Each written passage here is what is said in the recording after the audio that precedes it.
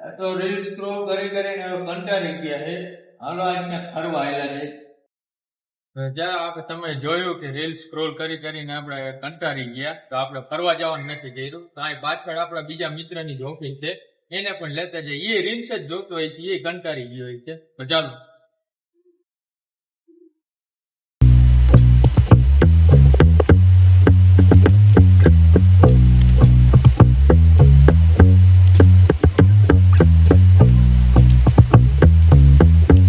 આપણે પોગી ગયા આપડા બીજા મિત્ર ની ઓફિસે.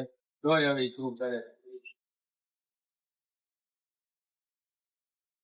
હાલે ફરવા નથી જવું,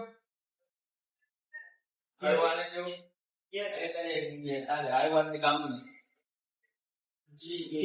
ઘર ભેગું થાને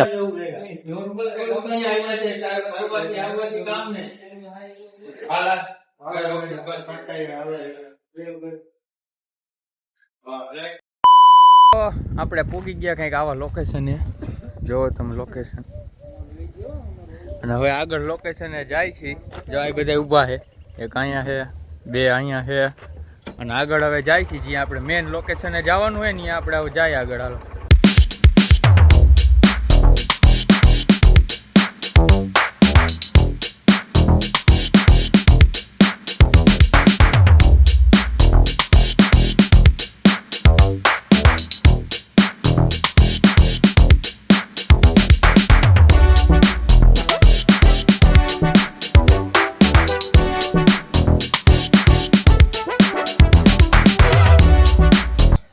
તો હાલો આપણે પૂગી ગયા છીએ મચ્છુ 1 સિંચાઈ યોજના એ. તો આપણે ચાલો અંદર જઈને જોઈ શું નજારો કેવો છે. ચાલો આજે આપણે મચ્છુ 1 સિંચાઈ યોજનાની મુલાકાત લઈ અને આના ઇતિહાસ વિશે આપણે જાણીએ કે આ કેટલા ગામને પાણી પૂરું પાડે છે અને આનો શું ઇતિહાસ છે, ક્યારે બનાવવામાં આવ્યો હતો અને શું કાંઈ છે આના વિશેની ડિટેલ. ચાલો આપણે જાણીએ. હાલો આજે આપણે તમને મચ્છુ 1 ડેમની જાણકારી આપશું કે આ ક્યારે બાંધકામ કરવામાં આવ્યું હતું, આમાં કેટલા લીટર પાણીનો સંગ્રહ થાય છે અને આ કેટલા એરિયામાં પૂરેપૂરો ડેમ ફેલાયેલો છે, એના વિશે અમે તમને વિસ્તૃત માહિતી આપશું. અને આ ખેડૂતોને સિંચાઈ માટે અહીંથી પાણી આપવામાં આવે છે અને અમુક જિલ્લા તાલુકાને અહીંથી પણ પીવા માટે પાણી આપવામાં આવે છે. તો કેટલા તાલુકાને પાણી પીવા માટે આપે છે અને કેટલા ખેડૂતોને સિંચાઈ માટે આપવામાં આવે છે તે તમને બધી માહિતી અમે આપશું. તમે વિડીયોમાં બન્યા રહીજો. હાલ આપણે આવી ગયા છીએ મચ્છુ 1 ઉપર, જે ઝાલશીકા ગામ ઉપર આવેલ છે. આ ડેમ રહ્યો ને કહેવામાં આવે છે મોરબીનું ગૌરવ છે. મચ્છુ 1 ડેમ જે આપણે પાછળ જોઈ રહ્યા છો તે મોરબી જિલ્લાનો સૌથી ઊંચામાં ઊંચો ડેમ છે. તે હાલ 1949માં તેનું કામ શરૂ કરવામાં આવ્યું હતું અને 1959માં તેનું કામ પૂરું થયું હતું. ડેમનું કામ 10 વર્ષ લગી ચાલુ રહ્યું હતું. તે આ કામ બોમ્બે સ્ટેટ હેઠળ કરવામાં આવ્યું હતું. આ એક મેશનરી ડેમ છે. મેશનરી ડેમ કેમ કહેવાય છે? કેમ કે પથ્થર કોન્ક્રીટથી આ ડેમ બનાવવામાં આવેલો છે. તે ખૂબ જ મજબૂત ડેમ છે. ડેમની ઊંચાઈ ફાઉન્ડેશનથી 31.24 મીટર છે, જેની જ્યારે જીવન સપાટી 49 ફૂટ છે. આ ડેમની ઊંચાઈ 31.24 મીટરની છે, જે નીચે તળિયેથી છે. જ્યારે ડેમ ફૂલ ભરાઈ જાય ત્યારે 72.74 મીટર ઘનનો પાણીનો જથ્થો ભેગો થાય છે. તો ચાલો તમને ડેમનો નજારો બતાવી કેવો છે. આપણે નીચેની સપાટી ઉપર, સૌથી જે નીચેની સપાટી છે ને, અહીંયા આપણે આવી ગયા છે. તો તમે જોઈ શકો છો અહીંથી નજારો કેવો લાગે છે.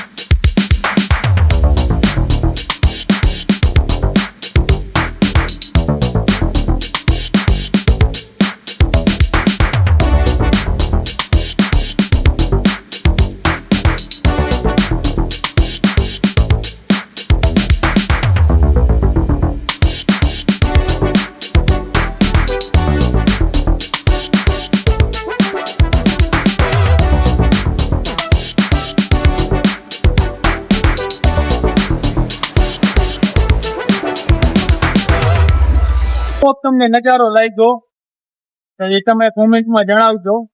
અને આપણે જો અત્યારે અહીંયા પબ્લિક તો આવતું તો અહીંયા નીચે કોઈને બહુ આવવા નથી દેતા. આ તો માન આપણે પરમિશન લઈને અહીંયા આવ્યા છીએ. બાકી નકર તો અહીંયા આવે તો મનાય જ છે. ગાડી અહીંયા હોય ને બધા નાચ પાડે નીચે નહીં જવા દે. અહીંયા જમનો જોખમ છે.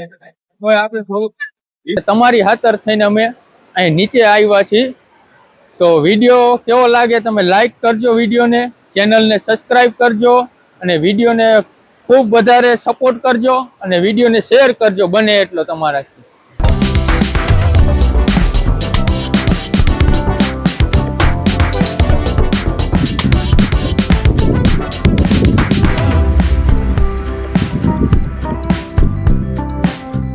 આ ડેમનો ઉપરનો નજારો છે. હવે તમે જોઈ શકો છો કે આ ડેમની સપાટી કેટલા વિસ્તારમાં ફેલાયેલો ડેમ છે. જ્યાં સુધી આપણી દ્રષ્ટિ પહોંચે છે ત્યાં લગીના ડેમનું આપણે પાણી જોઈ શકીએ છીએ. અને અત્યારે આ ડેમ ફૂલ ભરાયેલો હોવાથી આનો નજારો જોવામાં જ કંઈક મજા અલગ છે. અને આની આગળ તમે જોઈ શકો છો હાવ છેલ્લે આપણને જો અહીંયા 2-3 નદીઓનું જોડાણ થતું દેખાશે. જે આપણે ચોટીલા તરફથી જેટલી નદીઓ આવે છે એનો સમાવેશ આ ડેમની અંદર થાય છે. તમે જોઈ શકો છો કેવો મસ્ત નજારો છે.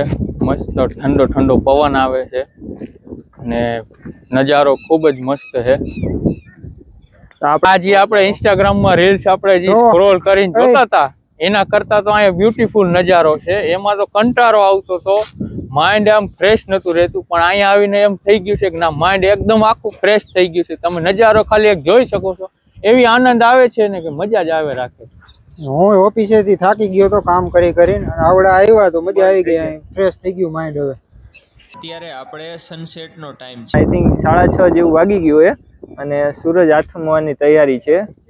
આ તમે કુદરતી આપણે નજારો નિહાળી શકો છો. આપણે મચ્છુ એક ડેમનો ચારે બાજુ વરસાદના કારણે હરિયાળી થઈ ગઈ છે. એવું લાગતું હશે કે આ શું વસ્તુ છે અને શેના માટે બનાવવામાં આવી છે. તો ચાલો આપણે થોડાક આ વસ્તુની નજીક જઈએ અને તમને આના વિશે ફૂલ માહિતી આપું કે આ કેના માટે યુઝ થાય અને શું કામ આ વસ્તુ ડેમની વચ્ચોવચ્ચ બનાવવામાં આવી છે. ચાલો મિત્રો આપણે નજદીક જઈએ હવે. તો મિત્રો તમે જોઈ શકો છો કે આપણે અંદર તો જવું હતું, પણ અત્યારે નો એન્ટ્રીના હિસાબે આપણે જઈ શકીએ એમ નથી. પણ આ વસ્તુ જે રહી ને એ પાણીને પ્યુરિફાય કરવા માટે બનાવવામાં આવી છે ગવર્મેન્ટ તરફથી, જેનાથી અહીંયાથી પાણી પ્યુરિફાય થઈને આપણા વાંકાનેર તાલુકા અને મોરબી જિલ્લાના તમામ 52 ગામડાની અંદર સપ્લાય થાય છે. તો આ વસ્તુની અંદર મોટો પ્લાન્ટ લગાવેલો છે, જેની અંદર હાઈ પાવર મોટરનો યુઝ કરેલો છે, જેના હિસાબે આપણને પીવા માટે અને ઘર વપરાશમાં પાણી વાપરવા માટે યુઝ થાય છે, જે આપણને પ્યોર અને શુદ્ધ પાણી આપણા ઘર સુધી પહોંચે છે. મિત્રો આપણે ડેમનું બધાય આપણે જોઈ લીધું, ખૂણો બધે જોઈ લીધો છે. હવે કાંઈ બાકી રહેતું નથી. બાકી રહેતું હોય તો તમે કહેજો. અને વિડીયો અહીંયા આપણે પૂરો કરી અને ચેનલને લાઈક કરજો, સબસ્ક્રાઈબ કરજો અને શેર કરજો.